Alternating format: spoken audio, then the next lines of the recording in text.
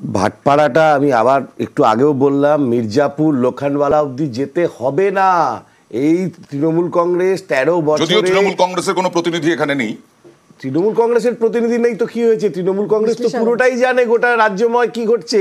আমি আপনাকে বলছি, এই তৃণমূলকে যা খুন করেছে, আমি এর ইতিহাসে আপনি কোথাও পাবেন না। যে কোনো আমলে কেউ তাকে, বকটুই থেকে শুরু করুন আপনি, ওই ভাটপাড়া যেটা বলছেন, এই যে টেরার জোন বিটি রোডটা তৈরি হয়েছে, এখানে পানিহাটিতে কাউন্সিলর খুন হয়েছিলেন, আজ পর্যন্ত কোনো বিচার হয়েছে? আপনি এর আগে হাফ ডজন মার্ডার হয়েছে ওই পুরো ব্যারাকপুর, জগদ্দল, নৈহাটি, ভাটপাড়া, এই পুরো রেঞ্জটা জুড়ে প্রতিদিন, এবং এগুলো সব দিনের বেলায় প্রকাশ্য দিবালোকে বোমা পড়ছে, গুলি চলছে। আমি আবার বলছি, রাজনীতিতে তৃণমূল থেকে বিজেপিতে গেল, বিজেপি থেকে তৃণমূলে এলে এগুলো ঘটনা চলতেই থাকছে। কিন্তু যেটা সরকারের দেখার কথা, যেটা প্রশাসনের দেখার কথা, প্রশাসন চোখ বন্ধ করে আছে কেন? দ্বিতীয় প্রশ্ন আমি শেষ করছি, অস্ত্র উদ্ধারের কথা তো মুখ্যমন্ত্রী বলেছিলেন। আমি মুখ্যমন্ত্রীর কথাটাই যদি সত্যি ধরি, তাহলে যেখানে ভোট হচ্ছে তার আগের দিন রাত্রে পুলিশ কেন সেখানকার অস্ত্র উদ্ধার করেনি? গুলিটা তো হলো একটা অস্ত্র থেকে, পিস্তল থেকে, কেন উদ্ধার করলো না পুলিশ? পুলিশ জেনে শুনে এগুলো। কমিশনও সতর্ক এ ব্যাপারে, নৈহাটিতে যাতে কোনো প্রভাব না পড়ে। সনদ দে, নৈহাটি বিধানসভায় ভোট হচ্ছে, উপনির্বাচন হচ্ছে, সেখানকার তৃণমূল প্রার্থী সনদ দে তিনি অর্জুন সিংকে তোপ দাগলেন। দেখুন,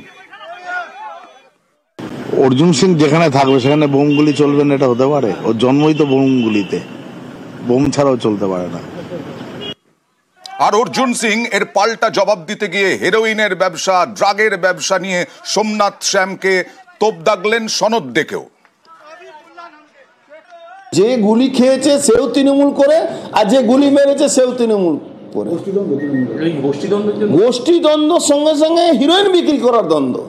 কে হিরোইনটা বিক্রি করবে, কত ভাগ পাবে, সোমনাথ শ্যামকে কে কত টাকা দেবে, সোমনাথ শ্যাম পার্থভূমিকে কত টাকা দেবে, পুলিশকে কত টাকা দেবে, তার জন্য থানা সামনে সব থেকে সেফ জোন, ওখানে গুলি মারো, মার্ডার করো, থানা কিচ্ছু করবে না। বিশ্বজিৎ, এই যে চন্দনদা বলছিলেন, গুলি, বোমা, অস্ত্র শস্ত্র সবকিছু, সঙ্গে ড্রাগ, হেরোইন। দেখো, এগুলো তো আসছে কোথা থেকে সেটা বড় প্রশ্ন। আমি বলবো ইন্টেলিজেন্সের ফেলিওর যে কোনো রাজ্যের ক্ষেত্রে। অস্ত্রের কথা যখন বলা হচ্ছে, এই অস্ত্রগুলো অবশ্যই লাইসেন্সড নয় এবং সেগুলো ব্যবহার করা হচ্ছে, এবং যে অঞ্চলটার কথা আমরা বলছি সেই অঞ্চলে প্রশাসনের থেকে সাধারণ মানুষ বা যে দুষ্কৃতীরা রয়েছে তাদের কাছে অস্ত্রের সংখ্যা বেশি এবং উন্নততর অস্ত্র রয়েছে তাদের কাছে। এবং আরেকটা জিনিস ভেবে দেখো, এখানে রাজনীতি দিয়ে দুষ্কৃতীদের ঢাকার চেষ্টা হচ্ছে, অর্থাৎ রাজনৈতিক আইডেন্টিটি দিয়ে দুষ্কৃতীদের আইডেন্টিটি দুষ্কৃতি হয়, রাজনীতি কোনো দলের তকমা নিয়ে সেটা হয় না। আর অস্ত্র আসার ক্ষেত্রে আমি বলি, আমরা জানি যে ভিন রাজ্য থেকে এবং ভিন দেশ থেকে অস্ত্র আসে। এই ইন্টেলিজেন্স রাজ্য এবং কেন্দ্র দুজনের রয়েছে, তারা সেই ইন্টেলিজেন্সে ধরতে পারছে না। তাহলে একটা অঞ্চল দীর্ঘদিন ধরে এটা চলে আসছে, এটা কিন্তু একটা ব্যর্থতার কথা। কারণ সাধারণ মানুষের মধ্যে আতঙ্ক, এই যে আজকে ভোট হচ্ছে নৈহাটিতে, কিন্তু এখানে এই ঘটনা ঘটার পর তার মানে আতঙ্কের একটা পরিবেশ তৈরি হচ্ছে। এর দায় কিন্তু নিতে হবে প্রশাসনকে, কারণ প্রশাসনকে অনেক সদর্থক ভূমিকা এখানে নেওয়া উচিত। তবে পরিস্থিতি যে আস্তে আস্তে পরিবর্তন হচ্ছে না এটা বলা যাবে না, কিন্তু এই যে ঘটনাগুলো, আগের মার্ডারগুলো, তারও আমরা কোনো ফলাফল পাইনি, যারা শাস্তি পায়নি। আমাদের অপেক্ষা করতে হচ্ছে যে কতদিন লাগবে, এই শাস্তি পাবে কবে। আর জগদ্দল থানায় বিক্ষোভ দেখিয়েছেন এই অশোক সাহের পরিবারের লোকজন। প্রাক্তন তৃণমূল ওয়ার্ড সভাপতিকে খুন, গুলি, হাসপাতালে নিয়ে গেলে মৃত্যু অশোক সাহের। অলোক রাজুরিয়া, পুলিশ কমিশনার, কি বললেন দেখুন। আনুমানিক 9টার সময় চা দোকানে অনেক লোকই চা খাচ্ছিলেন। তখন যে চা বিক্রেতা আছেন এখানে, ওনার স্টেটমেন্ট মোতাবেক 3 জন যারা আছে হেঁটে হেঁটে এখানে এসে, আর অশোক শাহ নাম করে এখানে স্থানীয় লোক আছেন, তার লক্ষ্য করে গুলি চালায়। সম্ভবত ওনার আপার ব্যাক পোর্শনে যেটা আছে গুলি লেগেছে, এন্ড তারপরে এখানে একটা বোমও ওরা চার্জ করে এসকেপ করার জন্য নিজেকে। অশোক শাহ উপরে ফেব্রুয়ারি 2023-এ একটা ঘটনা হয়েছিল, সেই ঘটনায় সূত্রপাত যেটা আকাশ মার্ডার হয়েছিল তার সঙ্গে ছিল। তার মধ্যে আকাশে ছোট ভাই যেটা আছে সুজলে আমরা ইনভলভমেন্টটা পেয়েছিলাম। আমরা 4 জনকে বিরুদ্ধে চার্জশিট করেছিলাম, এখন আপাতত ওই 4 জন বেলে আছে। এই ঘটনার পেছনে কারা আছে আমাদের যাঁচটা যে আছে এখনই স্টার্ট হয়েছে। আমাদের পূর্ণ দৃঢ় বিশ্বাস আমরা খুব তাড়াতাড়ি এই ঘটনায় কিনারা করতে পারি। ভোটের এলাকা, কিন্তু এই ভাটপাড়া ভোটের এলাকার মধ্যে পড়ছে না। তবুও কয়েক কিলোমিটার হবে, কয়েক মিটার হবে হয়তো নৈহাটির সঙ্গে ভাটপাড়ার ভোটের এলাকার, সেইখানে একেবারে কাছে।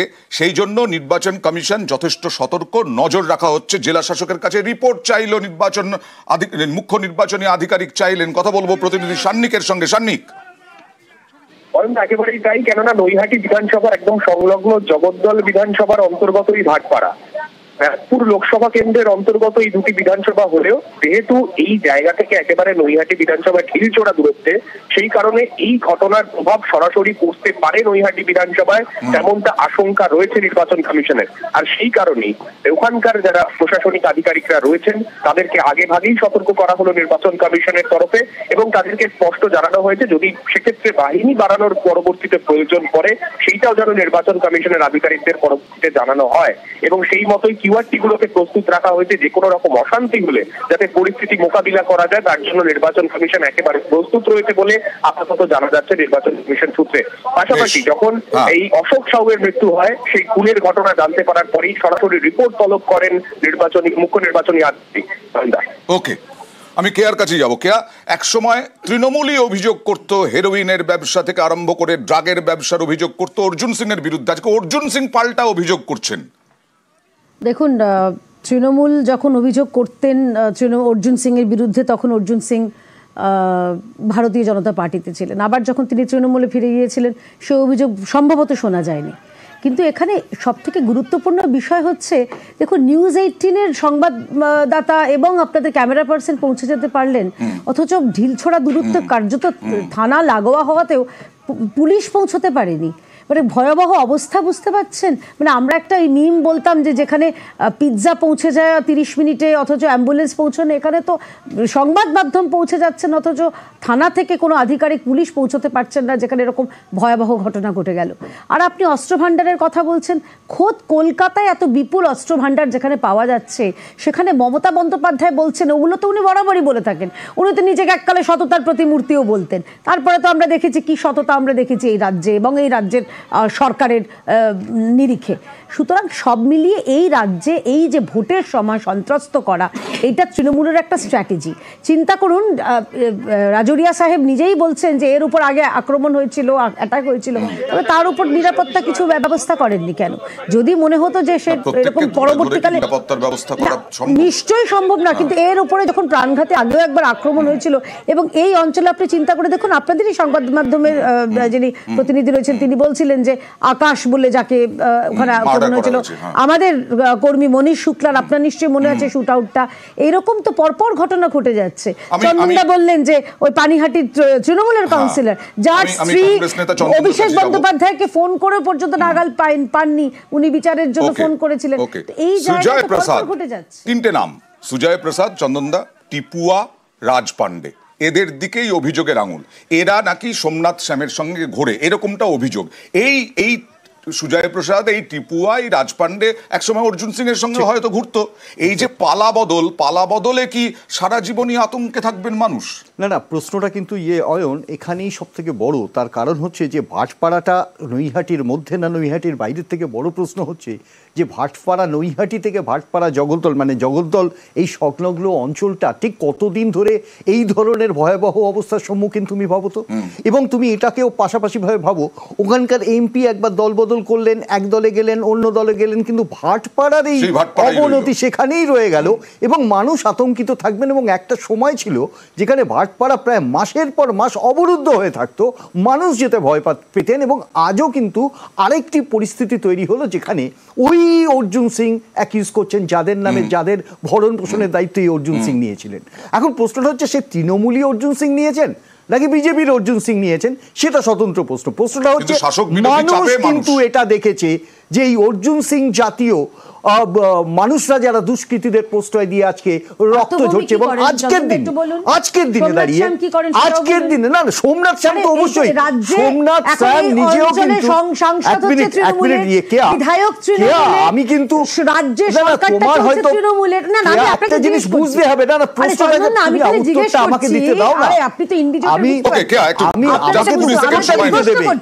আমার প্রশ্ন হচ্ছে সোমনাথ শ্যাম তাকে আমি আলাদা করছি না, কারণ সোমনাথ স্যামকে আমি মনে করি না ঠিক অতটাই ক্ষমতাশালী ওই জায়গাটাতে দাঁড়িয়ে যেটা অর্জুন সিং ছিলেন বা আছে, অস্বীকার করে লাভ নেই।